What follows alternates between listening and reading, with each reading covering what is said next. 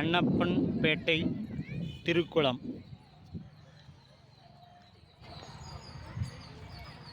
அப்புவி தீர்த்தம் என்று சொல்லப்படக்கூடிய இந்த திருக்குளம் நாம் இப்பொழுது பார்த்து கொண்டிருக்கிறோம். தலம் அன்னப்பன்பேட்டை.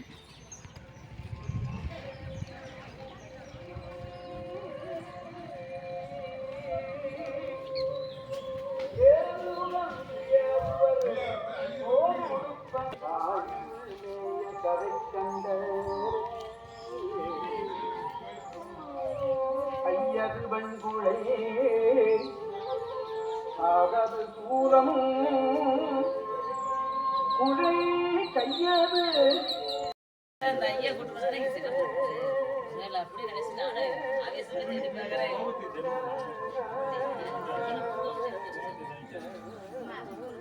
கொஞ்சம் அப்படியே இருங்க.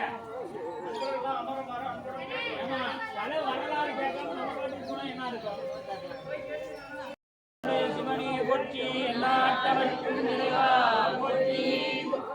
இந்த தலம் திருஞான சம்பந்த பெருந்தகையால் பாடல் பெற்ற தலம் திரு கலிக்காமூர் என்று சொல்லப்படக்கூடிய அன்னப்பன் பேட்டை என்பது இந்த தலத்தோட பெயர். நமக்கு இந்த தலத்தை பார்த்தா ஒரு சின்னதா தெரியலாம், என்னன்னா நம்ம ஊர்ல இருக்கிற கோயில் கூட ரொம்ப பெருசா இருக்குது அப்படின்னு. பெரிய தலங்களா இருந்தது, பிற்காலத்துல சிறுசா மாறி இருக்குது.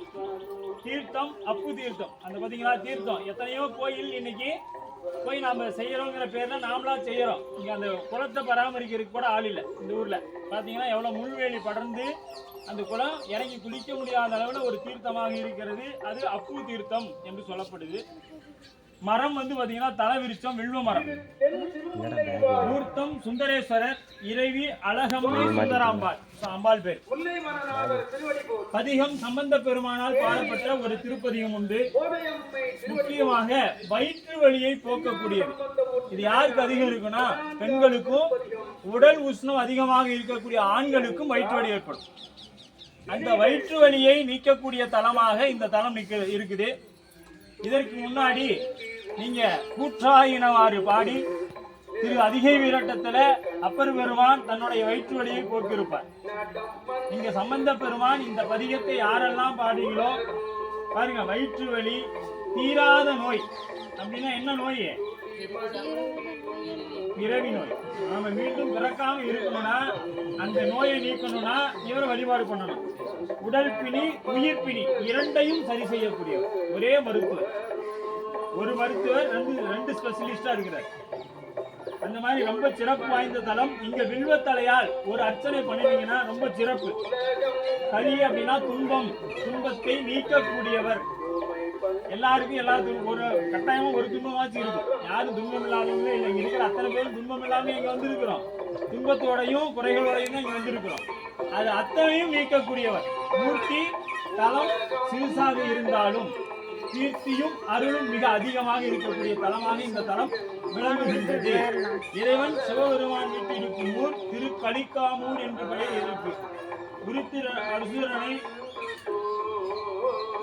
அளித்த தோஷத்தை நீக்கக்கூடிய பரசுபர மகரிஷிக்கு நீக்கிய தலம். அதாவது தோஷங்களை, இந்த கொலை பாவம் பிரம்மஹத்தி மாதிரி கொலை பாவத்தை நீக்கக்கூடிய தலம் இந்த தலமாக விளங்குகிறது. நான்லாம் கொலையே பண்ணதில்லைங்க, தினைக்கும் நம்ம கொலை பண்ணுறோம். எறும்பு அடிக்கிறோம், ஈ அடிக்கிறோம், கொசுவை நிறையா கரண்டில் போட்டு அடிக்கிறோம், இல்லைன்னா மருந்து வச்சு கொள்றோம். இது பூரா கொலை தான், புரியுதுங்களா? இத்தனை கொலைக்குண்டான பாவங்களை நீக்கக்கூடிய பெருமானாக இவர் விளங்குகின்றார். முக்கியமா வயிற்று வலி இருக்கிறவங்க வேண்டும் பொழுது யாருக்கெல்லாம் வயிற்று வலி இருக்குதோ பெருமானே அதை உங்கள் கருணையால நீக்கி கொடுங்க. மனசுல நினைச்சுக்கிட்டு இந்த தலத்தை வழிபாடு பண்ணுங்க.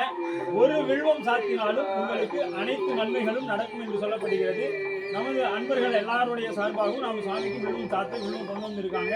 அதை சாத்துவாங்க. அபிஷேக பொருள் எல்லாமே நாம் கொடுக்கிறோம். பெருமான் நமக்கு எல்லா நலன்களும் கொடுப்பார் என்ற மன உறுதியோட சம்பந்த பெருமான் திருவடியை பிடிச்சு இந்த தலத்தை தரிசனம் பிடிச்சிருக்கோம்.